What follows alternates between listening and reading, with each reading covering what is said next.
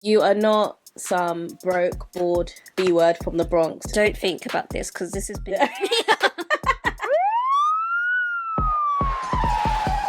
What it do, CrashOut Crew? My name is Shari. And it's your girl Shanice. And this podcast is where the group chat goes public. So it's like, do you want to be black or do you not want to be black? The takes are hot. She delivered what was on the can. And the crash outs? Certified.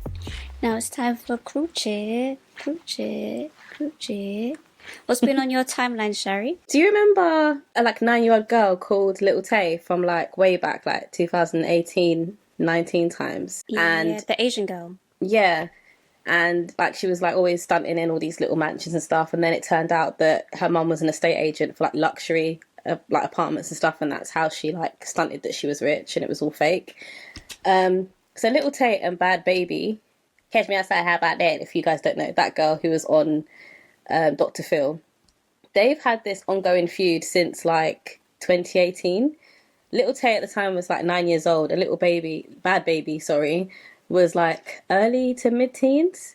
So the reason being, there was a big altercation with that influencer called D4vd, and Lil Tay and D4vd were friends, and Bhad Bhabie had accused them of verbally racially abusing her friend. So since then they've been in this whole thing.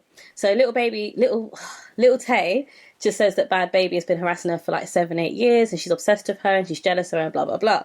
So it was all quiet online, and then all of a sudden Lil Tay must have tweeted a few months ago saying, oh, I hope one day that I can win a Grammy. And out of nowhere, unprovoked, Bhad Bhabie was like, oh yeah, right, keep dreaming, blah blah blah. And since then they've just been on Twitter just going at it for time.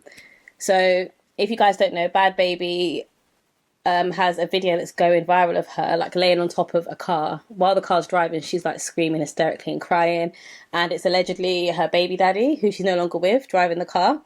And my question is, why would your friend film you and then put that on the internet? Because to me, that's not a friend. Have you seen the video, Shanice? Seen the clip. I'm just trying to... What's that got to do with Lil Tay? So basically, Lil Tay and her are still going at it, but then basically, I think what Lil Tay did was she did a reenactment of the video, which I think was a bit insensitive, because Bhad Bhabie and her ex-baby daddy, it's a whole domestic abuse thing. So I think Lil Tay kind of went a bit too far by doing that.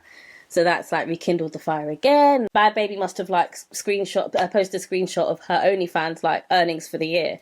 And Lil Tay jumped on and was like, oh, that's chump change. My question to you is, do you think this whole 7-8 year feud is a publicity stunt just to keep them both relevant? Or do you think it's genuine? Who knows? Because I feel like they're bored just to stay relevant. But yeah, I just wanted to know what you think, whether you think it's real or just... I don't think about this because this has been...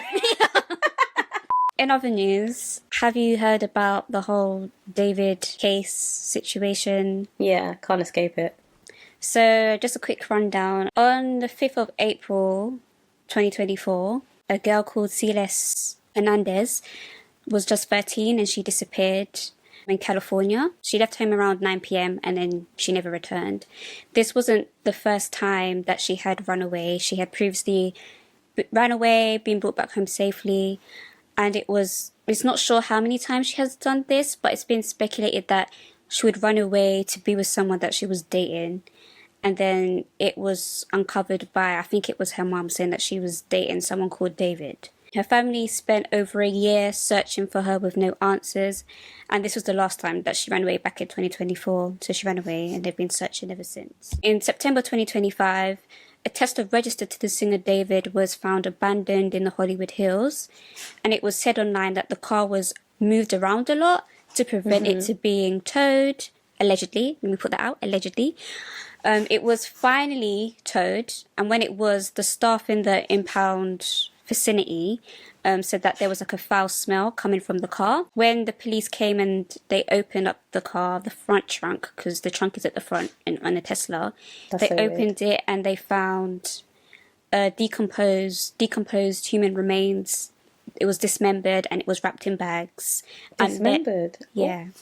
And the body was then identified to be Celeste. This is when online speculation exploded. As I said, the coroner confirmed it was Celeste, and she also had a finger tattoo on, I think, on her right finger that said shh, that's a shush. And basically fans pointed out that David also has the same exact tattoo on his finger. TMZ then reported on it as well, which obviously fueled more speculation. And obviously this then kind of confirmed that the two were somewhat connected at some point. Apparently David has a few vehicles that are registered in his name that are driven around by various people, according to an anonymous police source. Leaked images started to surface online with David and Celeste with them together. One of them, when they were together, the time was like 3:50 a.m. Bear in mind, this is a child. So I'm like, what business does a 20-something-year-old has with a teenager at that time outside? Others show other interactions with Celeste, interacting with him via different live streams, FaceTimes, and all this like backlog stuff is coming from like 2022, which meant she would have been like 11 or 12 around this time as well. So for many, this is proof that they had some sort of relationship going on. But it doesn't stop there, because then people started to look even further at his music, and the coincidences just got even darker. He has a song called Romantic Homicide, and he had lyrics that basically said, some of the lyrics is like, in the back of my mind, you died, and I didn't even cry, no, not a single tear, and I'm patiently waiting for someone that won't even arrive. In the back of my mind, I killed you, and I didn't regret it. I can't believe I said it, but it's true, and I hate it. Apparently, the song was released on the 7th of September, which coincidentally is Celeste's birthday, and some fans believe this was a secret tribute to her. And yeah, it's just far too specific to be a coincidence. Then there's another chill in turn. There's another old leaked song that surfaced online that's actually called Celeste. And it has her name repeated in the directly in the lyrics, with him mentioning that he's obsessed and tattoos and depression, and even in certain music videos that he has, the lead actresses that he would pick kind of favor Celeste, like has curly hair and light skin and stuff like that. Another coincidence is in his Instagram and TikTok profile picture, there were Hello Kitty pictures. This is significant because the last time Celeste was seen, she was wearing Hello Kitty sandals. And also in the, apparently she really liked Hello Kitty as well. And what makes it even weirder, the Hello Kitty pictures are not just like your standard, like normal Hello Kitty pictures. They're like pictures of Hello Kitty bandaged up or have blood on Hello Kitty. Also, with his recent concert as well, it had like this weird funeral aesthetic. So he had like this big ass coffin, even the funeral directors bringing it in to the venue. There was like wreaths, and fans could go in and like sign a memorial book and like write messages to the deceased. And also there was like Hello Kitty plastered around it as well. As of this time of recording, David is not yet a suspect by the police. Apparently he is cooperating, and he has cancelled the remaining parts of his tour. As I said, at the moment, it's just speculation and coincidences. I hope that, justice is served, and we just have to wait and see. Some also argue the coincidences are just way too strong. And also other people are arguing it's so strong that this could be just like the perfect setup as well. Also in other news, because of this, David has gained some more popularity, people searching out his songs, so he's actually jumping up the chart. Especially I think Spotify has like a global chart thing, and he's jumped up like 63 spots as well. So people are weird though. They like that kind of, some people like that, like weird homicide-y, that's so weird. And I just think it's all too much of a coincidence to be a coincidence. And do you have more to say? I don't want to interrupt you anymore. No, it's fine. It's fine. All I was just gonna say is just that obviously he's jumped up other spots, and then also because he is a celebrity, there's other discourse online which really it annoys me all the time when like a celebrity or someone known is in hot water, and then they drag up old pictures of so-and-so took a picture with David. Oh, is this your fave? And how could you be friends with someone like that? And I'm like, this is not about fan wars. This is not a haha moment. Like, a child has passed away. And you can't be going around blaming other people for other people's actions. I just hate that stuff. But anyway, I'll let you jump in to say what you was going to say. Yeah, also, I know that he's cooperating and stuff, but... And also, yeah, they've arrested his bodyguard. Oh, Which I think is it's very weird. And I'm just like, so you're arresting the bodyguard. Okay, let's say this was like it was the bodyguard and it was a perfect crime, and like he made all of this stuff happen to make it look like David or whatever, because it's a car registered to him, whatever. But I still think it's like, it's all there in front of everyone's faces. I know it's online internet speculation and investigation, but it's all there. And also, like, people messaging the family members, and like someone messaged Celeste's brother and then screenshot everything that he said. I just think it's just too inner. Like, for people, it's tea in it, and it's not like a child has passed away. It's tea and this and that. Yeah, like you said, fan wars making it a thing. Like, a certain artist who have had songs of him, of course, have followed him off all social media. But from the sounds of it, like you said that she had run away from home before, and it wasn't like a first time thing. So to me, it sounded like she perhaps was a troubled and vulnerable child, and vulnerable children, they tend to get in with the wrong people, and those people taking advantage of them. We just have to hope that the police does their job and answers are found, because the internet will do it for them. Apparently. They already have. Like, that's what they like to do. So they already have, man. But then, go on. But yeah, the police can't just be like, oh, do you know what I saw on Twitter? And I saw this thread about all these Discord screenshots. But yeah, the police can't just go online and be like, oh yeah, I got this thread. It's got a timeline of all the events. So yeah, okay, let's get him. That's it. It's him. Do you know what I mean? It has to be done properly. So yeah, but I just think the reason why I said the online would do it is because people are in and people like to dig up XYZ. They may think of things that not necessarily the police will think of, so they may see the discourse thing. They won't say, oh yeah, we saw it on Twitter, but they'll be like, okay, let's subpoena the Discord records and go through it. Like, they may take other avenues. That makes sense. And then also the pressure of it being a celebrity and it being online and people having these conversations, they don't want to look bad either. It's like an ego thing. So there's that. But yeah, RIP to her.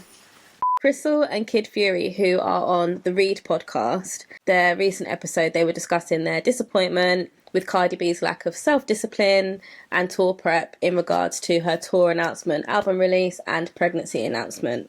The thing is, everyone's entitled to their opinion, it's a podcast, etc. But Crissle is allegedly a therapist, and I think it was the delivery of what she said. So, in a nutshell, she basically said, look, you are not some broke, bored B-word from the Bronx who doesn't have anything to do. I'm paraphrasing because it's a lot of swearing. You have a career, you've got things to work towards, you've got 3 kids already, like, you know, you can do better. Blossom's just turned 1 and you're pregnant again for this man who's allegedly got babies on the way, or babies born, allegedly has SA allegations against him, and you're talking about, oh, you're pregnant, you're probably in your last trimester, and you're probably going to give birth end of this year, start of next year, and then jump on the surgery table to get your body right and then get on stage and tour. And I'm just thinking, the way she was going on it felt like, to me, it was personal to her. She must be a huge fan, because it was just very venomous. And as an alleged therapist, there's a way you say things, but it was very like, it very much was a read. It was very horrible and just sharp and nasty. And she said that the last time she went on tour, she had just given birth to Culture, and she was on stage doing nothing. She said, yeah, the performance and the dancers and the stage setup, it was all great, but Cardi was just laying there being spun around on a circle, and then she ended up cancelling the rest of the tour due to not being fit to perform. But I think Crissle is being quite harsh, like saying, oh yeah, she's just going to give birth to a new baby, get her mommy body, like, operation or whatever, and then just get back out there, and then it's going to be lacking and so forth. And then she got really personal when it came to, like, Cardi B being pregnant. She's like, what, you don't know what condoms are? You don't know what the pill is? You don't know what an IUD is? oh, you're doing dumb B word, S word. Like, do you know, it was very like just an attack. And I don't know if it's because she's hurt because she's a deep fan. Do you know anything about Crissle? Yeah, Have you listened to them? I listened to the read, and I haven't listened to them in a while, but I do listen to them, and it is what it says on the can. They read people. Yeah, it was such a read. So, in that sense, I'm just like, I mean, not that I agree with what Crystal's saying, but it's just like she delivered what was on the can. Yeah, I do feel like it's a bit harsh, but I don't know, it just, the show itself, that's kind of... Is that how they normally are? Not that harsh, but it is that vibe, like, they will read down, and anyone and everyone can get it, essentially. So... yeah, I get why people are upset, and also I do get the other angle because she is... I don't know if she's still studying to be a therapist or she is a therapist. I can't remember. But, like, she is in that line of work. So, yeah, it is bad. And then also, she also has a stance of, you know, she's pro-women, do whatever you want with your bodies. But then you say that.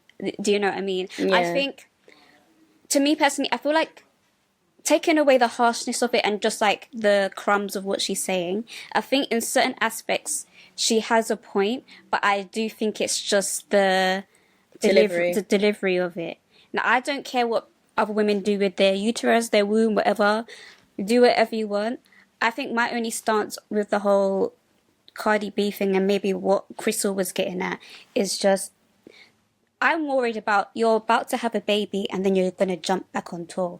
Are you going to be physically healthy and ready to do so? That's my only, like, a personal thing, like that's my only thing, because I know Cardi has said in the past she said that she doesn't mind, like, you know, getting surgery to, you know, chump. I'm like, it's recovery time, like just chill yourself, just calm yourself. Do you know what I mean? Like, recover and stuff. That's my only stance. I don't really care about Higa Haga. And then I just feel like also sometimes I'm not perfect. You're not perfect. No one's perfect. Sometimes we have, like, views where it's just like, let's save it for the group chat. Do you know what I mean?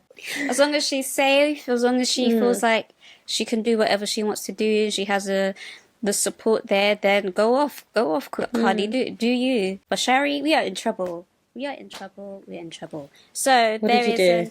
Not me, but there is an AI artist called Xania Monet, and basically this AI artist has been signed for a $3 million record deal. This project was created by an actual woman called Talisha Jones, and she wrote some lyrics, and then she used the AI program to turn these lyrics into a song, and then she used other AI platforms to then basically create the image of the artist. This song has over 1 million listens on Spotify, and some of the other songs have charted on, like, smaller Billboard charts as well. The song, How Was I Supposed to Know, has hit #1 on the R&B digital song sales chart and has over 9.8 million streams. And I just think this is a really, really, really, really, really, really bad look in the creative space. Because obviously there's people online that say, oh, I don't care. If the song's good, the song's good. But I'm like, if people don't care about that, then record labels, music companies can basically monopolize the whole music industry, and then only a few people are cashing out on years of hard labor. And also the actual soul of music will be gone, because we're like artistry, whether it's like music, film, books, whatever, this comes from an actual person that's gone through lived experiences. Like, it's come from someone's essence. Do you know what I mean? And just to have, like, some computer just blah, blah, blah, blah, blah, like, just create this stuff is absolutely crazy to me. And it's actually worrying because the streaming site Deezer has reported that 1/3 of the tracks being uploaded daily onto their site is AI. a lot of producers and artists have been suing some of these AI platforms, like those platforms that turn like lyrics into songs. Yeah. Because basically for this AI program to work, they have to be getting the information from somewhere. So they are using different songs from different artists, and obviously they haven't got the permission to do that. Yeah, so yeah, makes sense. A lot of artists, and I don't know how they can prove what each platform is using. I don't know. It will have to be a digital deep dive program, Yeah, cookies so and cash kind of. That's going on. A lot of people say maybe this Talisha woman felt like she didn't have the look of an artist or whatever. Because basically the song, I don't know if it's just this particular songs or all the songs that she's created for this AI artist, but for this particular song or other songs, 90% of the lyrics are her own. So I don't know why she doesn't go down like, you know, like the band Gorillaz, like they're just animated, but it's still real producers, real voices, real songs. Or like even if she did a whole Sia thing where Sia has like the big wigs that cover her face, you don't really know what she looks. Well, you can if you Google her, but you don't really know what she looks like. I don't know why she just didn't go down that route. Apparently, after signing this deal, I don't know who she signed with, but apparently signing this deal, she is planning on working still with the AI, but working with human producers, and her manager is handling more publishing offers. But I'm like, how does that work? Because you're using an AI platform. Like the splits will be weird, but anyway, it's not my business. Her manager are handling publishing offers, and then they're also gonna arrange like a first live show that's meant to come in soon. But what does that mean? To be honest, maybe because, like you said, maybe she felt like she didn't have the look of an artist or whatever. Maybe she thought, okay, if I do this and show my talent, then. But she's not singing. She should just be a songwriter. Literally, it's just like.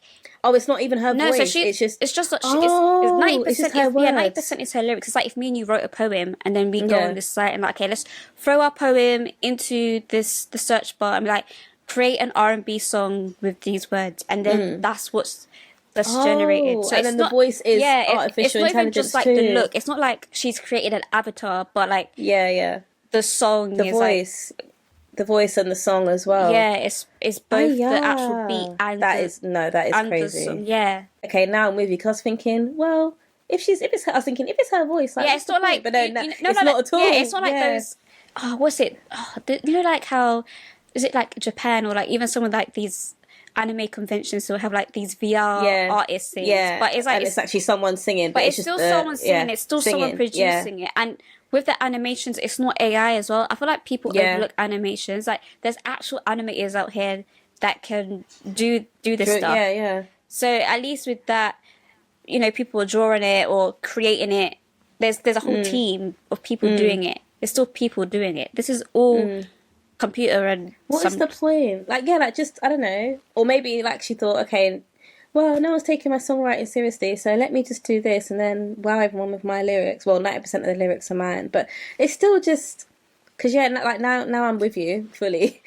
That the AI would have had to have taken like, let's say, voice samples from, I don't know, let's say because the vocals 100. Yeah, the vocals it's taken from X amount. Yeah, because the vocals of the actual song that blew up kind of sounds like K Michelle. So I'm just like, I don't know, I don't like that. Because at the end of the day, if it becomes a thing, then they're not gonna. No record labels are gonna need real people, and then they'll just make songs like that. But then, who's gonna want to just listen? Well, who's gonna want to listen to that? But then didn't a song get 1 million views or streams or whatever? Because I've even seen like people online like. I saw one woman, she's just like jamming to it, and then people in the comments are like, do you know this is AI? And she's like, I don't care, like it sounds good.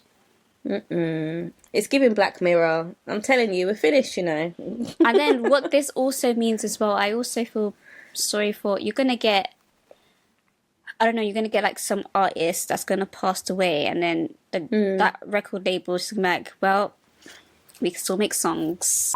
So that was crochet. I stole from you. It's AI. So moving on to the crash out segment. If you want to crash out, then make sure you send all your crash out things to kpopbox.co.uk/CrashOut Crew, where you can submit anonymously. We do have a crash out. Let me get it up. So this crash out says, "Hey guys, I hope you are well, and if you read this, thank you. I'm 24. No. I'm 24 years old and I need some advice because I feel like I'm caught between two worlds. I'm a black woman who grew up middle class in a white family, and everything about my upbringing, my schools, my neighborhood, my friends was majority white. So naturally, when it comes to dating, I've felt more comfortable with white guys. It's just what I know. At uni, I finally had my first real black friendship group, and I loved them. They're like a sisterhood, and I didn't realize I needed it. It was like a second puberty, and rediscovering myself in the presence of my new black friendship was amazing. We have been friends for years. They're ambitious, outspoken, and unapologetically themselves. I've been dating my boyfriend, let's call him Jack, for 2 years, and he is white. Boo, I'm joking. I'm joking. I'm joking. Keep that in. I'm joking. And he is white. I'm joking. Okay. But he means the world to me. He is generous, caring, and all the things you would want in a partner and friend. I only meet up with my uni friends here and there, but every time I bring up my boyfriend or he is around, I feel judged.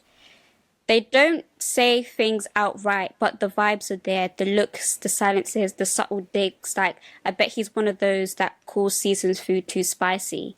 They mask it as banter, but I know what they're really saying. The real issue happened the other night when the girls and their partners and I were out for dinner. We were having a conversation about dating, and my friend, let's call her Nadia, said she hates when black men call her Nubian queen when her natural hair is out to chat her up. John then inserted himself by making a comment, at least you don't have to worry about me calling you my Nubian queen. You're always in wigs anyway. The table went silent. My girls looked pissed, and one of them flat out said, "That's disgusting." Me, I laughed because honestly, I didn't take it that seriously. I grew up around this kind of humor. White people saying things that they think is edgy or funny, and me just brushing it off because that's what I've always done. But my friends, they were not having it. Dead silence, and then one of them snapped, "That's not a joke, that's racist." The night ended awkwardly, and later one of my girls pulled me aside and said, "How can you let him talk to you like that? As a black woman, you should know better." Here's the thing though, I don't feel offended. I didn't take it personally. That type of joke doesn't sting me because I've been hearing things like this my whole life. But now I'm questioning myself. Does the fact that I laughed makes me complicit? Am I disconnected from my blackness because I don't find these comments hurtful?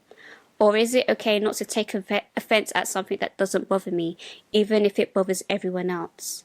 Now my friends don't want to be around him at all. My boyfriend thinks they're too sensitive, and I'm stuck in the middle wondering if I'm the problem.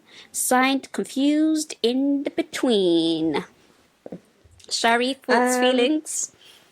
I think because she, like she said, she was raised in a white family, so I'm guessing she was adopted by white parents. So you're not getting the black experience when you're growing up if the parents have chosen to not. You know, some people adopt someone and be like, oh yeah, we want them to know their culture. If we're not of that culture, we want to make sure they learn.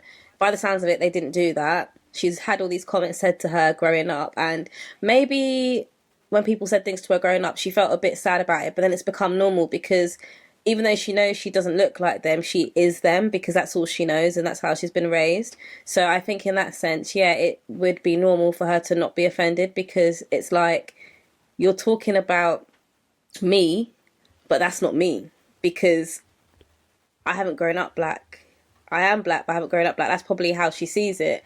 And then she's going to feel a bit like, well, I've got close black friends now and this is the experience they've had, but I don't know their experience. So she kind of has to learn how to be black, if that makes sense.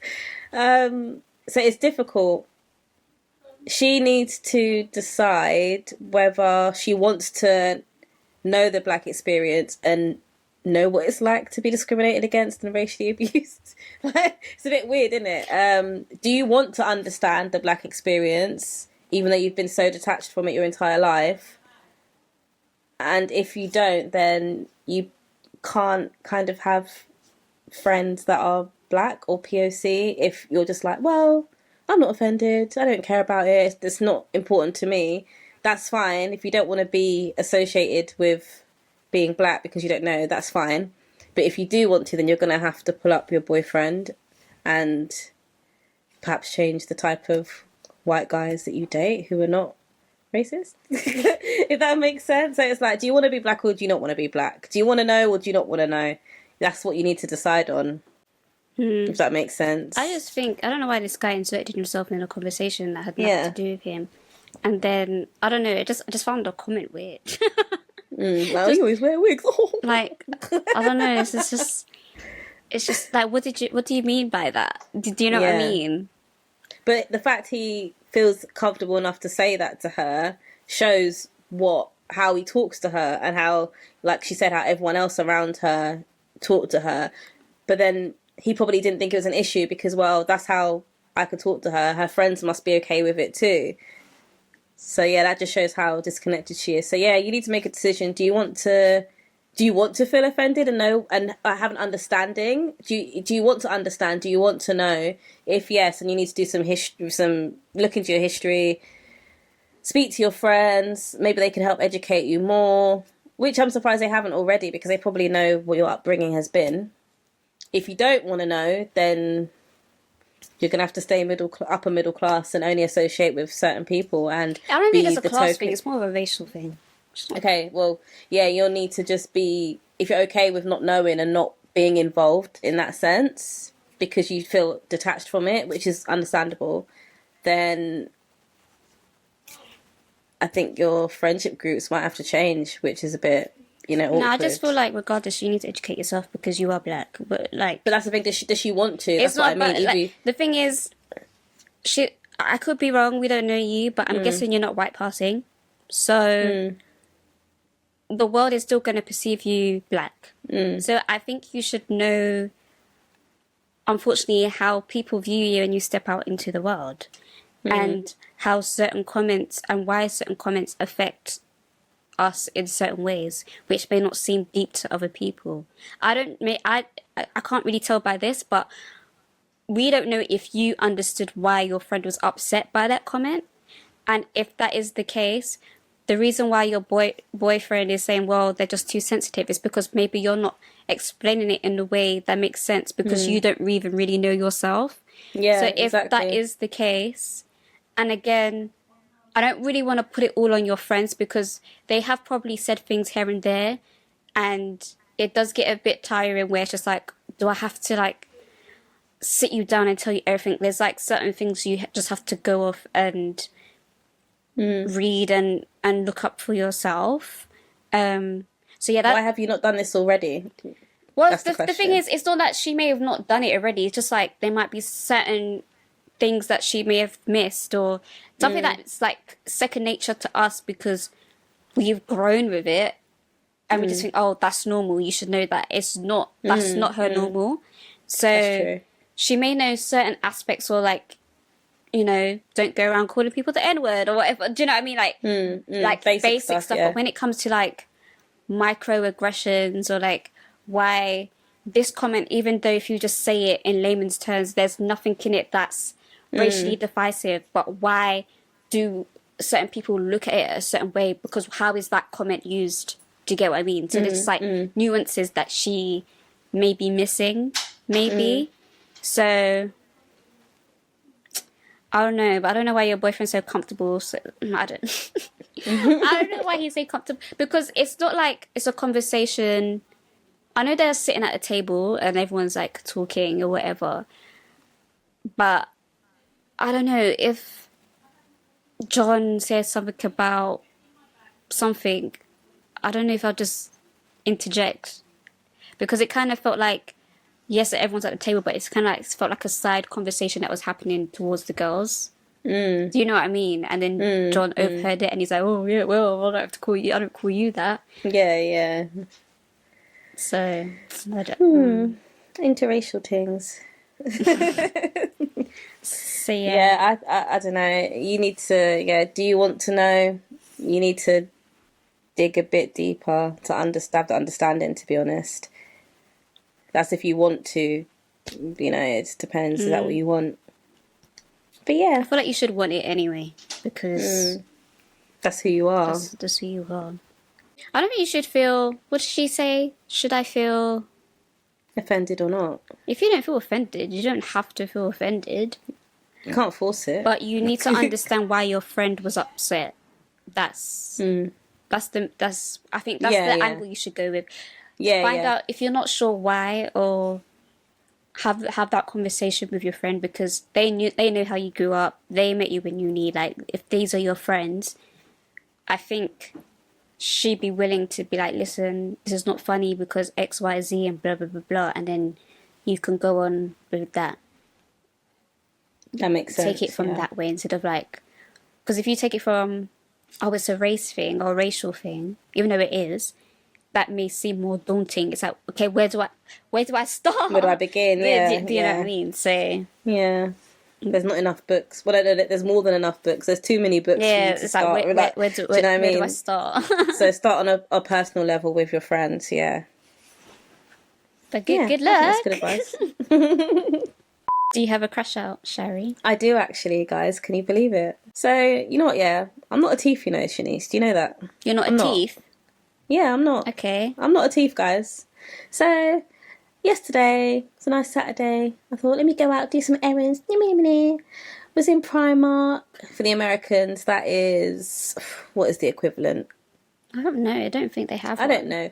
Basically, it's a clothing store, but it also sells household items and knickknacks and whatever, and it's like reasonably priced, yeah. So in Primark now, like they have the self-service tills, but I don't know if this is just my area, because it's quite ghetto. So they have the self-service tills, and before you can pack your stuff and pay, you'll get a little message to say, oh, you've been chosen for a random check by a member of staff. Like, is that in every Primark? Yeah, I think they just do random. Yeah. So every time I go into Primark in my area, I am always the random checks. I'm like, oh, okay. Oh, okay. Yeah.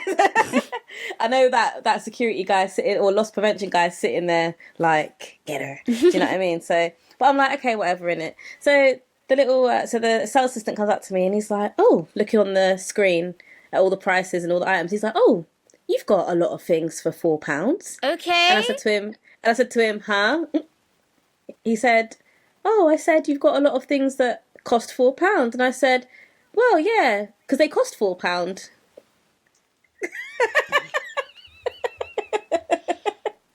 I said, oh, you need to bargain shop these days. I said, yeah, they cost £4, And then he's like, oh yeah, that's true. You do have to bargain shop these days.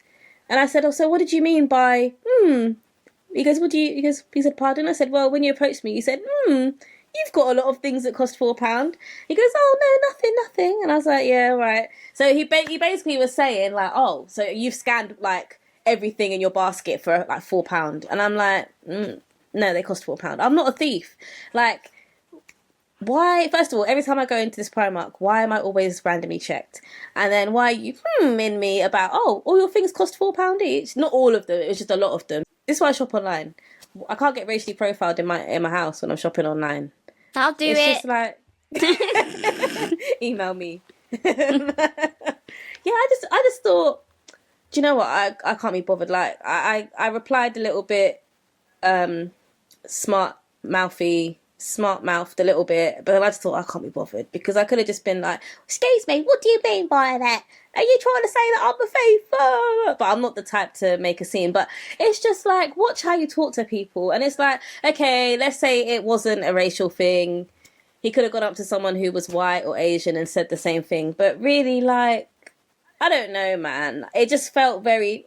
you've got a lot of things that cost £4. The thing is, it may not even been like a racial thing, but for me, like, especially when you're at self-checkout, respectfully, I don't want to talk. So even if someone came up to me and I was like, you buying orange juice? Well, yeah. What about it? Like, why are you talking to me? But yeah, maybe I was just being sensitive. I don't know. But it just felt very, maybe I'm just always on the defense. I don't know. I think they were just trying to make conversation, but it's still annoying. I'm not gonna lie. And I always get random checked. I think that's what's part of the annoyance. It's because you always get random checked, and then you have to wait for someone to come. So you're getting more annoyed, and it's not like a quick check and you can go. Now you're commenting on listings of £4. Okay, one thing that gets on my nerves when it comes to time is when you say you're planning to meet up with someone, and you're like, okay, let's be at this place at 5:30 or whatever, and just say Johnny is running late, and he messages me, oh, hey Shanice, I'm running late.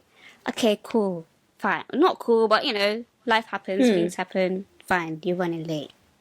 One thing that I don't like is I don't need a minute by minute update. That thing gets on my nerves. I can't do anything about it. So I don't need to know, okay, you said you're running late and you're going to be running about 15 minutes late. If it's after 15 minutes and you want to update me and say, okay, I'm on the bus, but there's an accident, so I can't, that's why I'm a bit later, fine. I don't need a minute by minute play. Okay, I'm taking my oyster out my pocket. Okay, the bus is here now. Okay, I stuck my... This is giving me anxiety. Or I hate...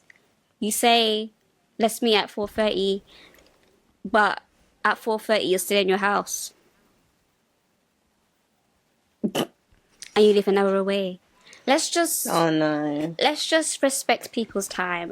Let me have an option to choose what I want to do Before I leave my house later or not. But yeah, that's my crash out. Would you rather have constant BO, but you can't smell it if it gets real bad, or always have bad breath?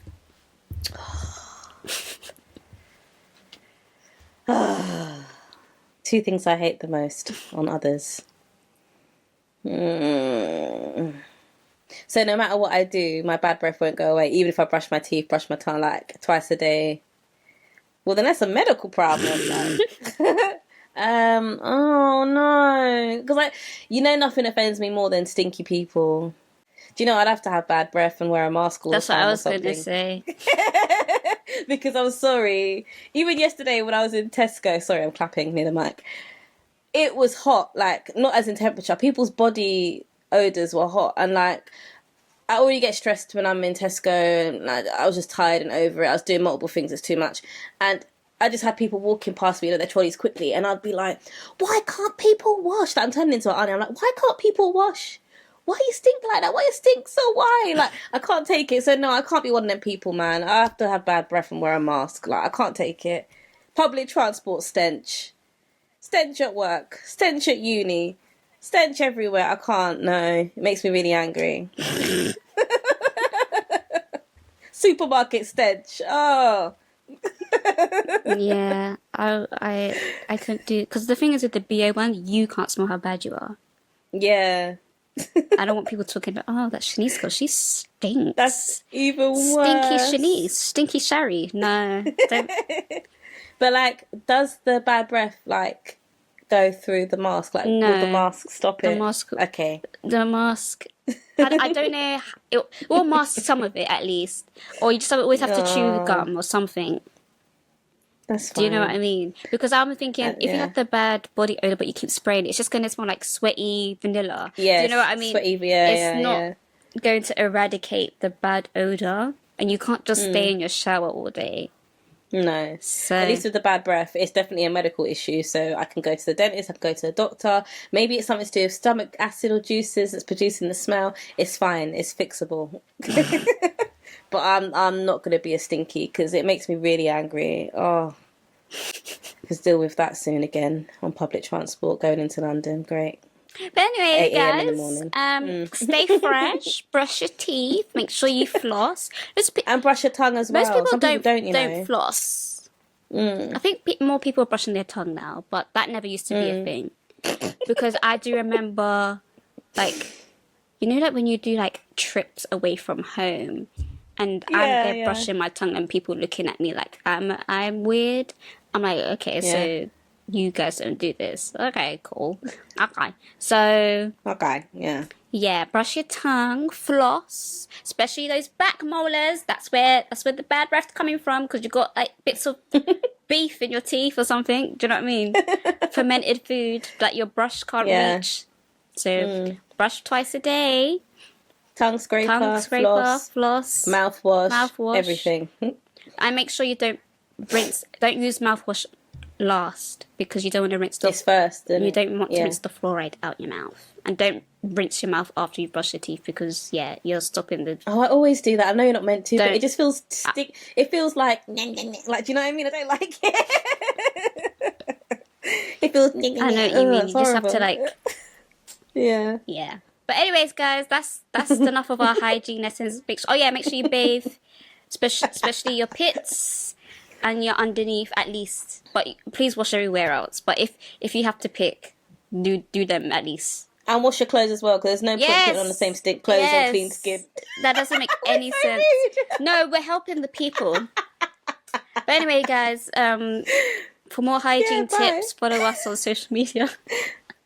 And see you on the flip. Oh, yes. Wait, we need to thank everyone for giving us like over 300 and odd views. Oh yeah, thanks guys. Yeah. If you've come back, because you may click that video, be like, this is rubbish, and then never see this one. But yeah, thanks for the past 2 weeks. You know, we're still small, we're still trying, but we see y'all, and the numbers are increasing. We appreciate you all.